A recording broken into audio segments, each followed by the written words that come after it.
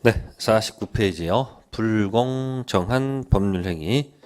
자, 일명 폭리행위란 말을 썼습니다. 왜 폭리일까? 백사조, 당사자의 궁박, 경설 또는 무경험으로 인해서 현저하게 공정을 잃은 법령행위는 뭐로 한다? 무효로 한다. 이 백사조는 103조 예시 규정, 즉 타당성 연결되어 있는 겁니다. 그러면 이 백사조 같은 경우는 예를 들어서 이런 경우가 있었습니다. 79세가 되셨고 사회 경험이 없어요. 세상 물정을 몰라요. 경험이 별로 없는 상태예요. 그러다 보니까 자신의 이 토지를 갖다가 시세가 한 9억 정도가 되는데 3분의 1 가격으로 가져간 사람이 있었어요. 3분의 1 가격으로. 그러면 을이 이 갑이 지금 조문상은 지금 세 가지가 있습니다. 응? 갑이 무슨 상태에 있다? 뭐 궁박한다든지 또는 뭐예요? 뭐 경솔이라든지 또는 무경험. 그러면 이거 세 가지 다 갖추라는 얘기는 아니죠. 셋 중 하나에 해당하더라도 그겠죠. 그럼 궁박, 경솔, 무경험 상태에 있는 것을 을이 뭐 한 거예요? 이것을 인식했다는 얘기죠. 이걸 뭐하고? 알고. 인식하고 이거 뭐 하는 거예요? 악용하죠. 이용하는 거죠. 지금 여기는 지금 경험 없는 것을 뭐 하는 거예요? 지금 알고 악용한 거 아니에요. 그럼 악용해서 이 사람이 뭐 한 거예요? 이 사람 다른 거 없이 인식하고 악용해서 give and take. 뭐라고요? 을이 갑한테 뭐 한 거? give. 예? 기부, 이 사람 준 것하고 뭐 한 것하고 give and take가 뭐예요? 받은 게 있을 거 아니에요. 이 give and take가 그냥 차이가 아니고 현저히 불균형. 뭐라고요? 현저히 불균형한 얘기는 이 을이 뭐 취했다는 거예요, 을이 폭리를 취했다 그 얘기예요. 뭐 취했다고요? 그럼 이와 같은 경우에 이 불공정한 법령행위는 뭐로 한다? 백사조는 뭐로 한다? 무효로 한다. 자, 그럼 조문에 무효라고 적혀 있죠. 네? 그 밑에다가 쓰세요. 1, 2, 3, 4 중에서 몇 번이란 얘기예요? 응? 1번도 아니고 3번도 아니고 4번도 아니고 몇 번? 2번이다 그런 얘기야. 그럼 이제 이렇게 한 것을 가지고 이걸 가지고 이제 멋을 부리는 거예요. 책에서는. 그러면 궁박경설 무경험 요거는 갑의 무슨 상태를 얘기하는 거예요? 이거는 요거 이제 피해자죠. 피해자의 무슨 상태를 이런 주관적 상태를 뭐 한 거예요? 상태를 뭐 한 거예요? 이 주관적 상태를 을이 뭐 한 거예요? 인식하고 악용해서 give and take 현잔 불균형이죠. 이건 누가 보더라도 너무 하지 않느냐? 예? 객관적으로 보더라도 너무한 거 아니냐? 응? 그래서 무슨 요건과 주관적 요건과 플러스 뭐다? 객관적 요건을 갖추라 그런 얘기예요. 그리고 여기서 기부한 테이크를 갖다가 이걸 책에다 기부 테이크하면 큰일 나잖아요. 그러니까 어렵게 준 것 하면 될 것을 갖다가 또 뭐요? 급부. 뭐라 한다? 급부. 이거는 반대 받은 거. 반대 급부. 이렇게 어렵게 표현하는 거예요. 급부와 반대 급부와 그냥 차이가 아니고 뭐다? 현저히 차이가 있다면 을이 폭리 취했으므로 이거 뭐다? 백사조 무효다. 그런 얘기예요. 되셨어요? 자, 그럼 이제 49페이지 가시면 자, 백사조 밑에 서설에 2번 있습니다. 불공정한 법률행위 금지에 관한 몇 조는 104조는 103조 사회질서에 반하는 법률행위 선풍기 무효의 예시에 지나지 않는다. 그럼 104조 무효는 목적 들어가서 적법성 무효다, 타당성 무효다. 타당성 무효. 자, 가로 2번은 폭리행위가 성립하기 위해서는 객관적으로 급부, 반대급부, 기브 앤 테이크 사이에 현저한 뭐가 존재하고요.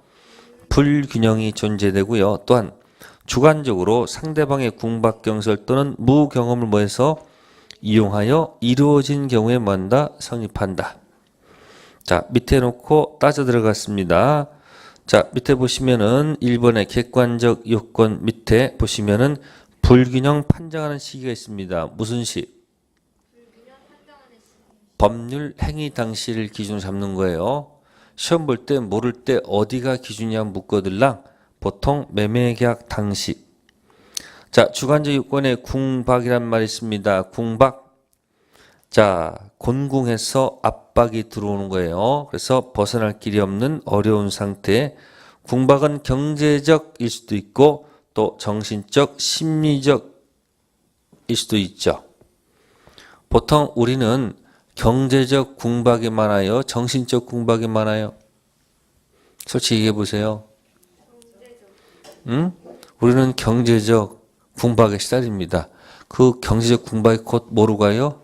심리적 궁박으로 많이 연결돼 있어요. 그죠? 근데 돈 많은 사람들은 무슨 궁박은 없겠지만 경제적 궁박은 없겠지만 멘탈이 좀 약해요. 그 정신적 궁박에 시달리는 경우가 많습니다. 어쨌든 궁박은 정신적, 경제적 다 포함되고요. 무경험이라는 것은 말 그대로 사회 경험이 뭐예요? 부족한 것을 얘기합니다. 다음 넘기셔가지고 물론 특정 영역의 경험 부족이 아니고 거래 일반에 대한 경험 부족을 뜻하죠. 일반법, 민법이니까 일반적인 것을 얘기하는 거지 특정은 아닙니다. 그 다음 C, 궁박경설 모두 구별하는 것은 아니고요. 이 중 어느 하나만 있어도 충분하죠. 자, D는 생략합니다. 니은 폭리자 악의 별표. 폭리자 악의 피해자 궁박경설 무경험 상태를 상대방이 알고 이를 뭐요? 이언 의도 악의를 갖고 있어야 됩니다. 다음 입증 책임이 있습니다. 입증 책임은 궁박경설 무경험이 뭐 되지 않는다? 추정되지 않는다 돼 있죠. 자, 그럼 왼쪽에다 이렇게 해볼까요? 추정 안 되면 뭐 안 되면 추정 안 되면 밑에다가 스스로 입증 적어 놓으세요.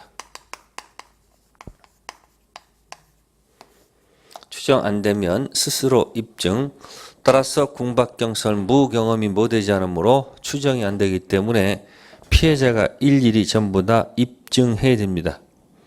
결국 무효 주장하는 누가? 피해자가 입증 책임질 수밖에 없다는 것. 자, 효과 갑니다. 불공정 법령행위는 무효. 자, 기억하고 니은 묶으세요. 이행하기 전 효과. 달라는 효력이 없으니까 채권도 없고 채무도 없으니까 이행할 필요가 없고 상대방도 이행을 청구할 수 없습니다. 니은 이행된 경우의 효과입니다. 불법 원인 구별은 맞아요. 그런데 좀 차이가 있는 게 뭐냐면 거기 이미 이행한 것에는 불법 원인은 폭리자한테만 있습니다. 따라서 불법 원인이 없는 피해자는 그 반환을 뭐 할 수 있으나 청구할 수 있으나 폭리자는 반환 청구권이 없습니다. 즉 여기 보시면 이 피해자는 뭐가 없고요. 이 사람은 불법 원인이 없고요. 이쪽만 뭐로 잡아놓는 거예요? 불법으로 잡아놓는 거예요. 따라서 불법 없는 사람은 뭐 할 수 있지만 네? 반환을 뭐예요? 반환을 청구할 수가 있어요. 근데 뭐 있는 사람은 불법 있는 사람은 반환을 청구할 수가 없지요. 그죠?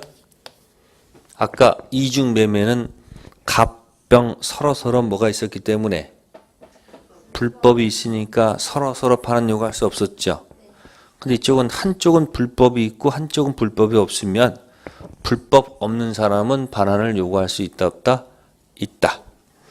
자, 그러면 밑에 자 2번 체킹하세요. 무슨 무효? 자, 거기까지 해볼게요. 절대적 무효는 왜 절대적 무효죠? 왜 불공정한 법령행위는 절대적 무효예요? 아까 있었죠? 뭐 단독, 통정, 착오, 사기 거기만 뭐고 상대적이고 당사자 목적 이야기 모를 때는 그냥 절대적으로 밀어붙이라는 얘기예요. 예, 그렇게 해야지 시험장 가서 기준이 있고 딱, 아, 그렇지. 답이 나와요. 그걸 지금 모르니까 어떻게 돼요? 이중매매, 절대적 무효, 절대적 무효, 뭐, 여기 절대적, 온 동네 돌아다니면서 뭐야, 절대적 하다가 다 날아가는 거예요. 그래서 기준을 가지고 공부하십니다. 그래서 여기 절대적까지 기억하시고, 다음 51페이지 가셔서 적용 범위에서 2번 체킹하세요. 2번.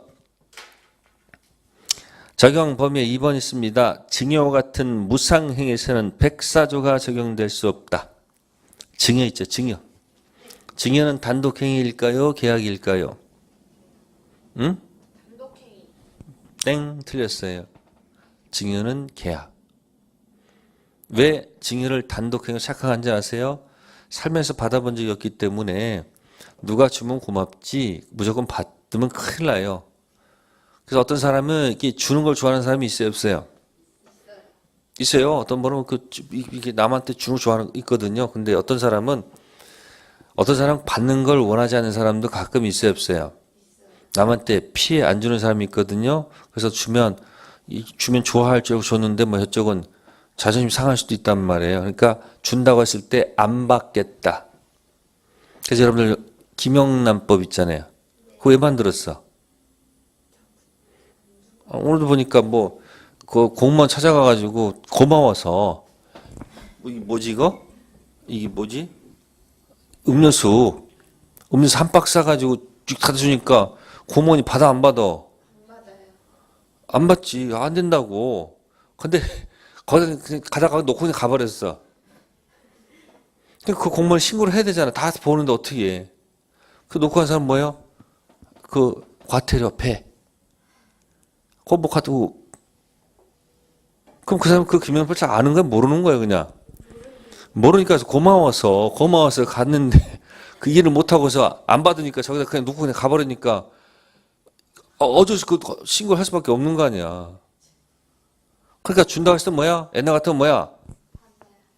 아니 옛날에 뭐 음료수 같은 거 갖고 왔는데 그러면 주면 뭐 감사 받잖아요. 근데 지금 주면 받아 안 받아? 거절할 수 있죠. 주는데 안 받겠다고 할 수도 있잖아요. 그러니까 증여는 뭐가 아니고 단독행위 아니고 뭐다? 계약. 살면서 증여 받아보셨어요? 잘? 잘 못 받죠. 근데 부모들은 자식들의 증여해야 안 해요? 하죠. 여러분들 대학생들 여러분들 입학금 요즘 한 500만 원 넘어가지 않아요? 등록금? 500 넘어가잖아요. 근데 이게 주면은 얘는 가서 그걸 당하는 걸 하는 경우 많아요. 근데 어떤 학생은 그 돈을 뭐 하려고? 학교 가고 싶은데 돈이 없어가지고 그 알바해가지고 그렇게 해가지고 등록금 낼 때 얼마나 힘들겠어. 그런 사람한테는 등록금 누가 반만 대주던 뭐야. 얼마나 고마운지 몰라. 근데 우리 보통 이 자식 키울 때 그냥 뭐야 조건 없이 하고 키우니까 애가 고마운 줄을 모르는 경우가 많아요. 사실 굉장히 뭐한 거예요? 고마운 거예요. 막상 혼자 딱 나가 살면은 전부 다 자기 선택을 해야 되잖아. 혼자 있으면요 자기가 밥 먹는 것도 선택해야 되고 뭐 다 선택을 해야 돼. 혼자 선택하는 게 너무너무 뭐한 거예요? 어떤 힘들게 귀찮으니까 나 밥을 안 먹어. 그래서 집에서 맨날 밥을 주니까 애들은 또 뭐야? 당연해. 그러다 애가 군대 가서 뭐야 또 그냥 엄마 생각나지. 고맙다 제대하고 와봐. 어떻게 돼요? 고마운지 몰라. 그러니까 증여는 뭐다? 증여는 우린 부모는 자식한테 뭐 이렇게 주는 게 근데 이렇게 하겠다가 부모님께 용돈 드릴 때는 어떻게 해요? 생각해 봐야 돼. 그게 내리사랑이야. 그러니까 위에서 내려가는 내리사랑. 그건 나쁘다는 얘기 아니고 맛있는 국에 있을 때 애들한테 주는 건 조건 없이 주는데 이거 가지고 또 부모한테 갈 때는 생각해 봐요. 어쩔 수 없어 그건. 어쨌든 선택하는 거예요. 그죠? 자, 증여는 단독행위요? 계약이에요? 계약이에요. 그러면 증여는 폭리행위가 적용되지 않는다고 했죠. 외우지 마시고 왜 안 될까? 왜 증여는 폭리란 말을 안 쓸까? 아니 지금 키워드가 여기 영어 있어. 영어 여기 영어. 응? 그치. 증여는 뭐만 있어요? 기부만 있지. 테이크가 없잖아. 아니 기부 앤 테이크가 있어서 그게 무슨 차이가 있어야 되는데 뭐만 있으니까 기부만 있고 뭐가 없으니까 테이크가 없으니까 증여란 말은 폭리란 말을 적용하지 않는다. 이렇게 얘기하는 겁니다. 아니 원리를 알면 아무것도 아닌데 보통 그냥 모르니까 그냥 없다 하고 넘어가. 그러니까 증여 안 된다. 증여 안 된다. 안 된다. 자꾸 이렇게 암기식으로 공부하니까 어떻게 돼? 공부 하나 재미가 없는 거야. 그래서 그 조금 원리를 알면 외울 게 별로 없어요. 증여는 적용한다 안 한다? 안 합니다. 그래서 자주 나오는 경우도 있습니다. 네. 그렇게 해서 이제 104조까지 그러면 이제 목적에 뭐 있었어요? 당사자 있었고 목적 있었죠? 그죠? 목적에 좀 뭐가 있었어요? 확정, 가능, 적법, 타당성. 그죠? 여기는 능능이 뭐예요? 의사 능력, 행위 능력. 그럼 여기서 지금 타당성에서 지금 103조하고 몇 조? 104조 언급한 거예요. 그죠?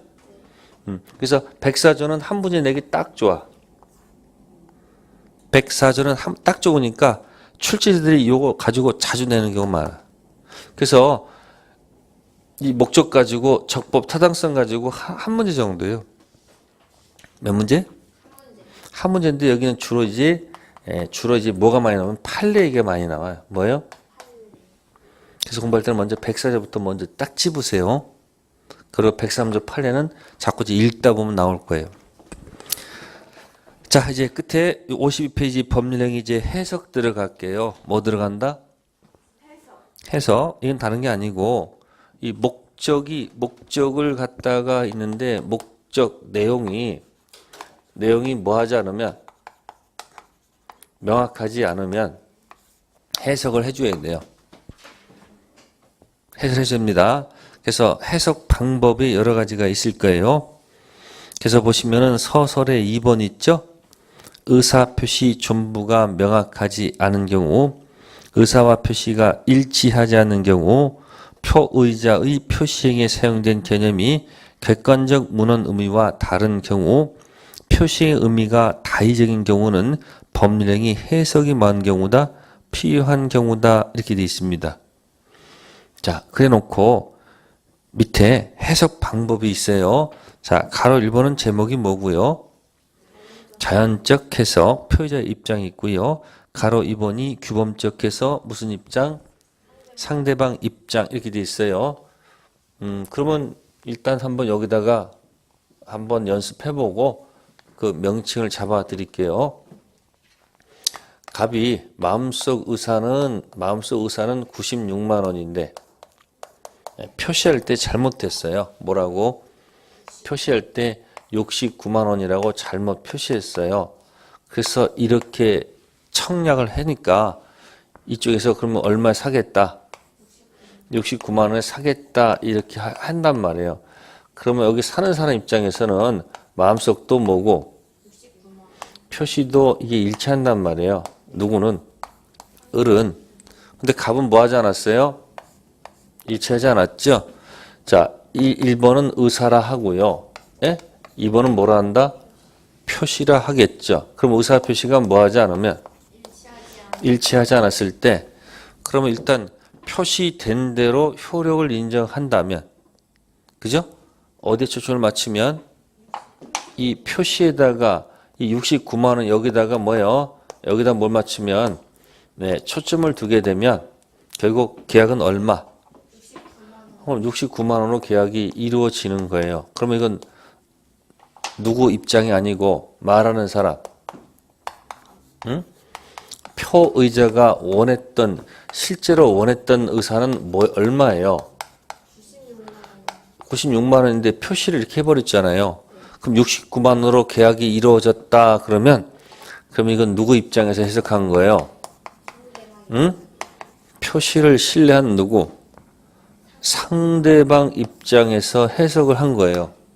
에? 이런 해석을 뭐라 한다? 표시에 초점을 두고 해석하는 것을 규범적 해석이라고 하는 거예요. 무슨 해석이요? 무슨 해석이요? 규범적 해석. 자, 그런데 이 을이 이 사람의 이 불일치를, 이 불일치 있잖아요. 이 사람의 그 원했던 의사가 얼마라는 사실을, 이 불일치를 알고 누가 을이 이것을 뭐 했거나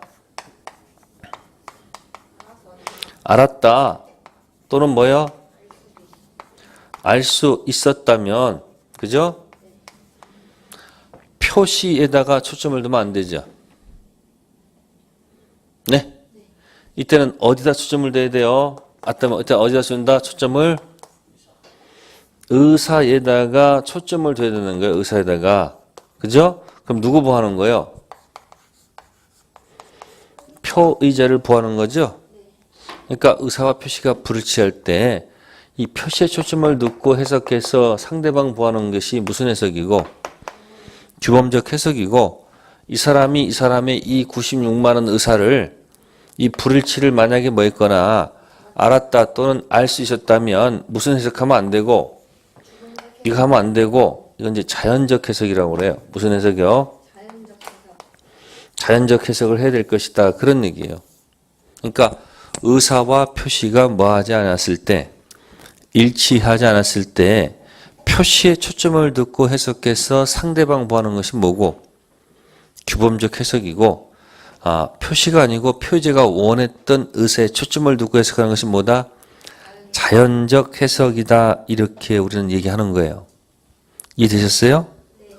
자, 그러면 이 자연적 해석과 규범적 해석은 처음에 명칭이 어렵지만 이제 연습하면 돼요. 표시에 초점을 둘 수도 있고, 어디다가?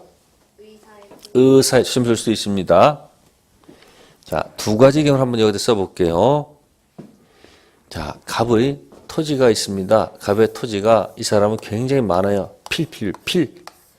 근데 요게 213-1이고 요거는 231-1이에요. 숫자가 헷갈리죠? 그래서 여기 X 토지고 저쪽이 Y 토지예요.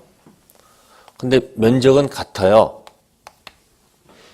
그러면 갑이 을한테 이렇게 얘기했습니다. 내가 무슨 토지를 내가 팔 것이다. X 토지를 내가 팔 것이다. 무슨 토지요? 내가 마음속 의사 토지 뭐야? X 토지를 내가 팔겠다. 그럼 이쪽도 무슨 토지 내가 사겠다. X 토지 사겠다. 자, 이렇게 똑같이 일치가 된 상태예요. 네? 근데 갑이 토지가 워낙 많다 보니까 갑하고 을하고 계약서에다가 계약서에다가 그만 저 Y 토지로 표시를 했어요. 무슨 토지로? Y 토지로 표시를 했단 말이에요. 이렇게. 그러면 이 갑은 이 Y를 지금 뭐로 착각하고 있는 거예요? 그럼 을도 이걸 뭐로 착각하는 거예요? 그러니까 지금 표시가 지금 무슨 토지로 돼 있어요? Y 토지로 돼 있잖아 지금. 그죠? 이쪽도 무슨 토지가 돼 있어요? Y 토지 있단 말이에요. 이렇게. 그러면 지금 갑도 일치하지 않고 누구도 을도 뭐 하지 않아요? 일치하지 않죠. 근데 계약서는 뭐라고 돼 있고? Y 토지. 네? 그럼 이제 물어볼게요. 자, Y 토지 있죠? 자, Y 토지 매매 계약은 무슨 계약은? 매매 계약은 자, 무효다. 이렇게 출제했어. 맞을까 틀릴까? 네? 틀려요? 그거 왜 틀립니까? 아니. 이건 틀립니다. 이때 이렇게 해야 돼요. Y토지 매매 계약은 불성립했다. 이렇게 해야 돼요. 이게 맞아요.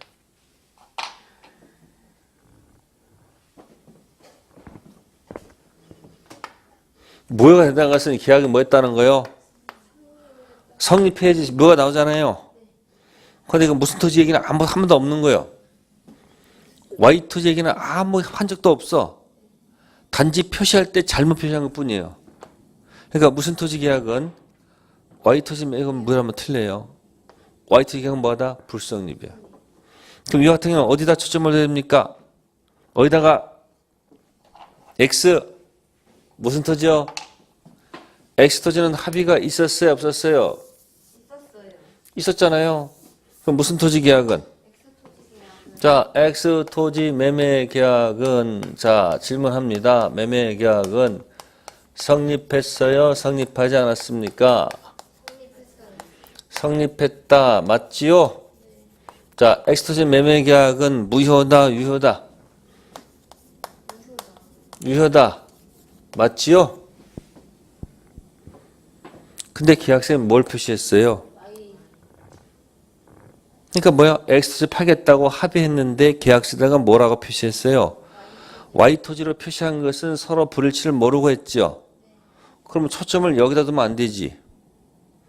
Y토지는 계약 자체가 뭐 하지 않았다? 이거 물으면 안 돼요. 성립조차도 못했다가 맞는 거예요. 아셨습니까? 그럼 무슨 토지로 가서? X토지로 계약은 X 계약이 뭐 했고 성립했고 뭐다? 유효다. 그러면 똑같이 가격이 이것도 평수가 비슷해서 1억이었는데 보세요. 1억인데 예를 들어서 X 토지 가격이 현재 이것이 10억이 돼 있어. 얼마 돼 있어? 10억. 자, 이때 이제 누가 이제 와서 말을 걸까요? 을이 걸겠지. Y토지 계약해놓고 이게 등기도 넘어갔어. 무슨 등기로? Y토지 등기까지 가 있는 거예요. Y토지 등기. 그러면 등기의 효력을 물으면 이 등기는 무슨 등기예요? 무효 등기예요. 아시겠어요? 이건 등기 효력을 물어본 거예요. 계약 자체 아예 성립도 안 했고요. 등기도 뭐야? 아무 효력이 없는 거예요. 근데 우리 보니까 어머 이거 보니까 엑스토지가 보니까 뭐야? 10억이 돼 있어. 그럼 우리 뭐 하겠습니까? 나하고는 무슨 토지 계약이 있었지? X 표시 잘못한 거 아니에요? 그러니까 이 계약이 뭐하고 성립했고 유효니까 무슨 토지는 돌려줄 테니까 Y 토지 이건 돌려줄 테니까 무슨 토지 내놔라. 요구할 수 있다 없다? 있다 그 얘기예요. 근데 이 갑이 병한테 X 토지를 이미 팔았어. 그럴 수도 있어 없어요? 뭐로 팔 수 있잖아요. 병이 등기까지 넘어갔어요. 그럼 무슨 매매야 이거? 이중 매매가 된 거야. 넘어갔죠? 유효죠? 그럼 어떻게 돼요? 체불로 인한 무슨 배상? 손해배상 요구하면 되는 거예요. 됐죠? 자, 거꾸로.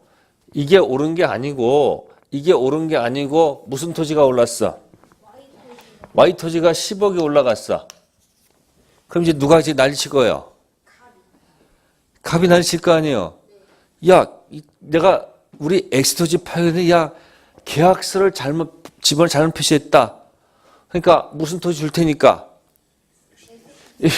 X토지 모수도 내놔라. 내놔라 할 수 있잖아요. 근데 이리 등기돼 있잖아요. 을로 이미 병이 팔았어. 병이 모르고 선의로 등기할 수 있어요 없어요? 있죠? 보험 못 받아요. 이때는 무효 등기 공신력 없다. 뭐 없다? 그게 따져 들어가는 거야. 자, 이거 뭐 건너간 건 따지지 마시고 그래서 XY 했을 때 그죠? 이런 걸 뭐라고 하냐면 표시를 잘못했죠. 그래서 이걸 해요. O 표시 그리고 양쪽 X토지는 아무런 해가 없다. O 표시 무해. 뭘 한다? O 표시 무해. 그래서 53페이지 맨 위에 제목이 뭐죠? O 표시 무해의 원칙이란 말이 있습니다. 읽어볼게요. 갑과 을이 모두 특정 무슨 토지를 A 토지를 계약의 목적물로 삼았으나 계약서상 그 목적물을 A 토지와 별개인 무슨 토지로 B 토지로 표시했습니다. 매매 계약은 표시된 B 토지가 아니라 당사자가 원했던 무슨 토지? A 토지에 관하여 성립한 것으로 해석한다. 잘못된 표시, O 표시는 해가 되지 않는다는 O 표시 뭐의 원칙이다. 결국 무슨 해석을 통해서요? 표시가 아니고 의사에 초점을 두는 자연적 해석을 통해서 갑과 을이 B 토지로 잘못 표시했다더라도 당사자가 원했던 의사대로 A 토지로 확정되므로 의사표시 불일치 착오의 문제는 발생한다, 발생하지 않는다. 자, 이건 착오의 문제가 아니죠. 무슨 토지로 계약이 이루어졌기 때문에. 여기 보세요. X 계약이 이루어졌죠. 이 Y 토지 취소할 수 있는 거예요? 없죠. 계약이 뭐 있으므로? 아니, Y 토지 계약은 아예 자체 성립하지도 않았기 때문에 일로 들어와서 착오란 말을 써서는 안 되는 거예요. 그러면 착오는 뭔지 아세요? 착오는 이런 경우가 착오야. 갑이 무슨 토지를 팔아야 되는데, 갑이 무슨 토지를 팔아야 되는데, X들 팔아야 하는데, 지가 말을 잘못해가지고, 지가 불일치를 모르고 무슨 토지를 파겠다고, Y 토지를 파겠다 해가지고, 이쪽에서, 알았어, 내가 Y 토지 살게. 이런 경우입니다. 이런 경우. 그러면 이건 얘가 표시를 지가 잘못한 거 아니에요? 근데 을은 이 표시를 믿고 한 거 아니에요? 그러면 어디에 초점을 둬야 됩니까? 의사입니까? 표시입니까? 그러니까 표시들이 가가지고 이 계약이 뭐하고 성립하고 뭐다 유효한 거예요. 이걸 자신이 계약에 몰랐죠? 그럼 나중에 뭐 하게 되면 알게 되면 몇 조 들고 와서 109조 들고 와서 이게 뭐가 있었다. 착오가 있었다 해서 뭐 할 수 있는 거예요? 이게 취소 가능성이 들어가는 거예요. 이건 절대 무슨 토지? Y 토지 계약은 아예 성립도 안 했기 때문에 이건 취소란 말 써서는 안 됩니다. 취소는 이렇게 쓰는 거예요. 그죠? X, Y, YY일 때. 그럼 이렇게 기억하세요. 이거를 양쪽 착오, 한쪽 착오. 그럼 아까 여러분들 의사표 썼잖아요. 아까 단독, 여기 보세요. 단독, 통정, 착오 사귀었었지. 그럼 이 착오는 어떤 착오예요? 양쪽 착오가 아니고 한쪽 착오예요. 양쪽 착오는 뭐야? O 표시 뭐라고요?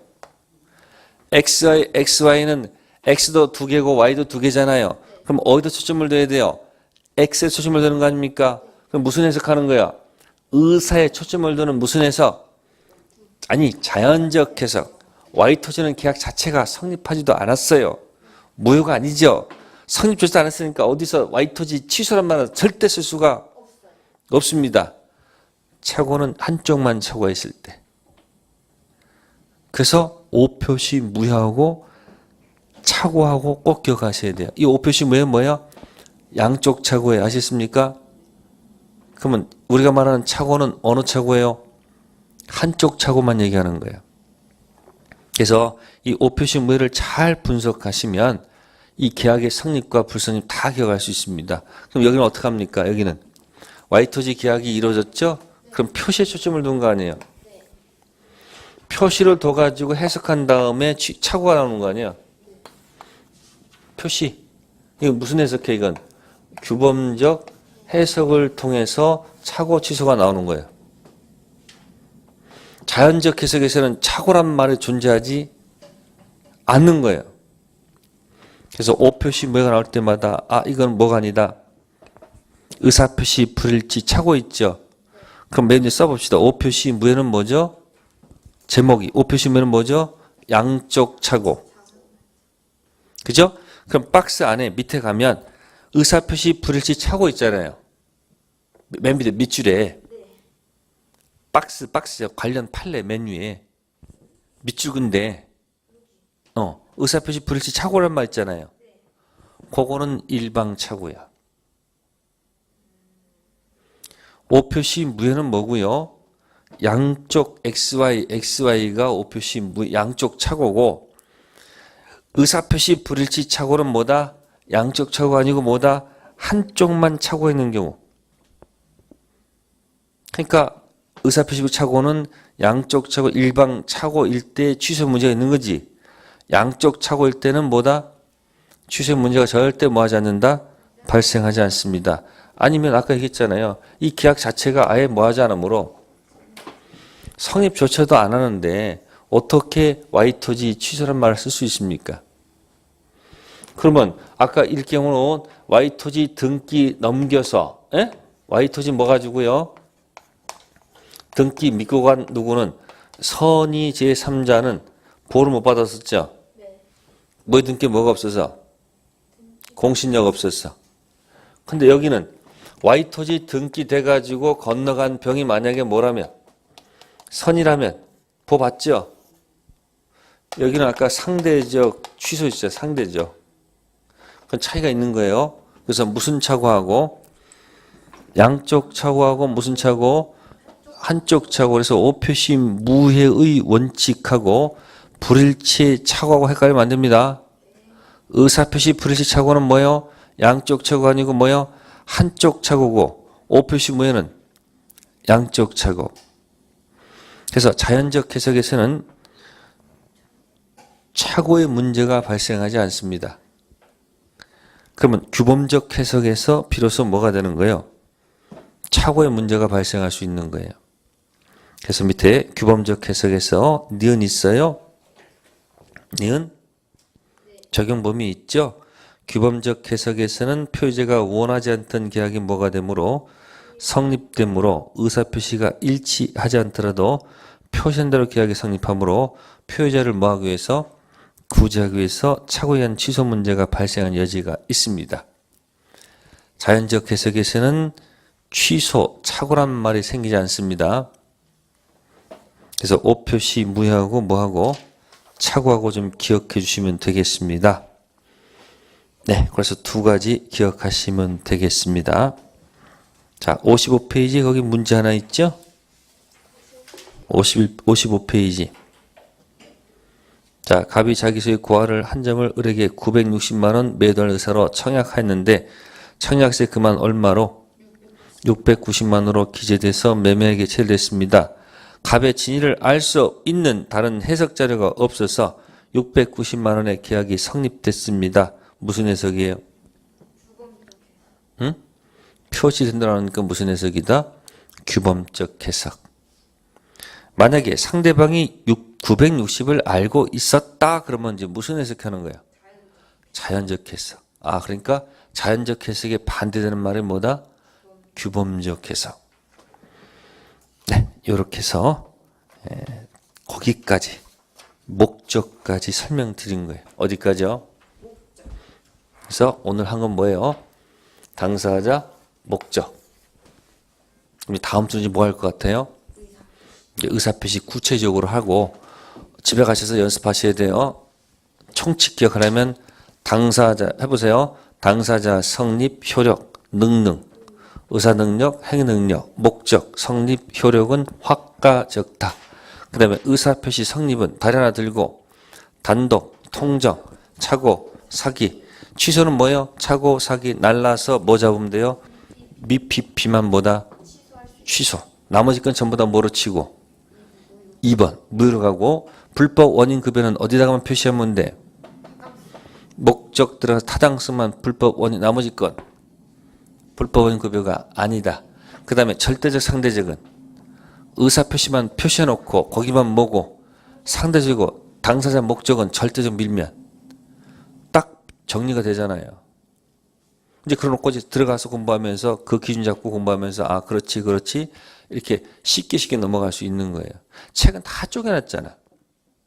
다 쪼개놓으니까 가서 이중매매가 절대적 무효. 에? 불공정한 법률에도 무슨 무효? 절대적 무효. 낱개로 공부하지 말란 얘기야. 탁 펴놓고 딱 치고 들어가면 되는 거예요. 그래서 다음 주는 뭐 한다? 의사표시 가지고 그 다음에 대리까지 할 거예요. 자, 오늘 고생들 많으셨어요. 네, 다음 주에 뵙겠습니다. 감사합니다.